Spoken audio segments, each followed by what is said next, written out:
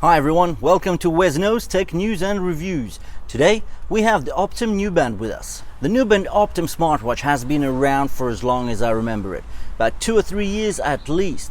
But with a price tag of £100 or $120, I didn't dare get it. Firstly, because it's hardly ever reviewed, and secondly, the reviews that are available are not very reliable, to say the least. If you are new to WesKnows Tech News and Reviews, we talk about the latest tech news. We do brutally honest reviews and share hacks and tricks along the way. So make sure to hit that subscribe button and bell notification so you don't miss out. But the NuBand Optim finally hit sales, and I got it for only 40 quid. So let's see what's in the box and what this thing can do. Not the worst I've seen for 40 quid, but definitely not the best if I would have paid the pre-discount price of £100. Okay, so we have the watch sitting in cardboard and the charger underneath. The instructions booklet is also at the bottom of the box. Let's jump into the design of the NuBand Optim Smartwatch. First impressions are definitely positive. The case is circular. I would love to tell you about the case material, but that's not quite possible since the tracker is not on the NuBand website. Alarm bells should begin ringing in your mind right about now. Unless I'm proven otherwise, the case is all plastic except for a carbon look underplate that houses the heart rate sensor and the steel single button on the right side of the watch face. The bezel is slightly raised above the watch face to protect the glass from knocks and other wear and tear. The watch case is 44mm in diameter and it does sit rather high up on your wrist at 15.5mm. That's thicker than my Garmin Fenix 5S. Actually, talking about the 5S, from afar I can see that the NuBand Optim did take cues from Garmin. Maybe not the Fenix 5 series, but more like Garmin Vivo Active 3. The watch weighs 55 grams with the strap. I love the fact that we get a metal, classic watch-like clasp. And note the brand logo on the clasp. That's always a nice touch. Another positive here is that the band is 20mm wide and is replaceable.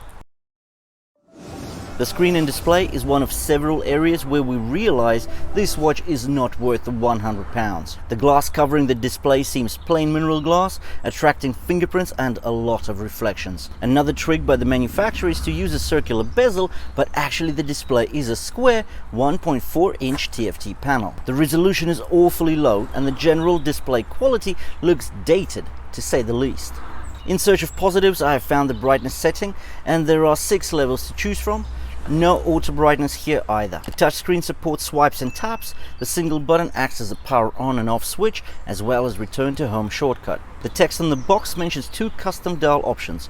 That's obviously not the case. Well, there are 2 faces, a digital and analog, but they're not customizable. Well, let's get into the functions and features of the NuBand Optim Smartwatch. Let's start from the home screen. By tapping and holding, we can change the faces from analog to digital. Swiping right from the home screen gets you to a summary page, showing your heart rate, steps, calories, and distance covered. Keep swiping right to find the settings and sports screens. Settings are extremely bare. You get 4 options: device info, reset, power off, and the brightness gauge. Let's look at the sports widget. You get 6 sports. Of these, 3 are GPS tracked, the run, cycle, and climb, and there are also 3 more that include swimming, free training, and treadmill. The sport modes, quite frankly, are pathetic. They aren't goal-based. The resulting stats on the summary screen are pathetic as well. For example, in swimming mode, there are no swim data results, like number of laps. There's no stroke counts, no stroke recognition, and of course there's no SWOLF as output. Let's get back to home screen. Swiping up from the bottom brings up the stopwatch. There's no timer here. Swiping down from the top gets you to the notification screen. So who is this for and what do I think of this device? There are no smarts here, not even a weather widget. No faces other than those 2 presets. No customization is allowed either in these faces. After wearing the band for an hour or so, my wrist got sweaty from the poor quality strap. I would not recommend this band to anyone, neither for the 40 quid I paid, especially not for the full price of £100. There are too many better alternatives at £40 and especially at £100. Consider the Sunbono watches starting at £15 or the Huawei and Xiaomi bands starting from £25. At the £100 price point, you get the likes of Honor Magic Watch 2, Huawei GT. You also get the likes of Amazfit GTR and GTS. The Optim Nuband has no chance against any of these.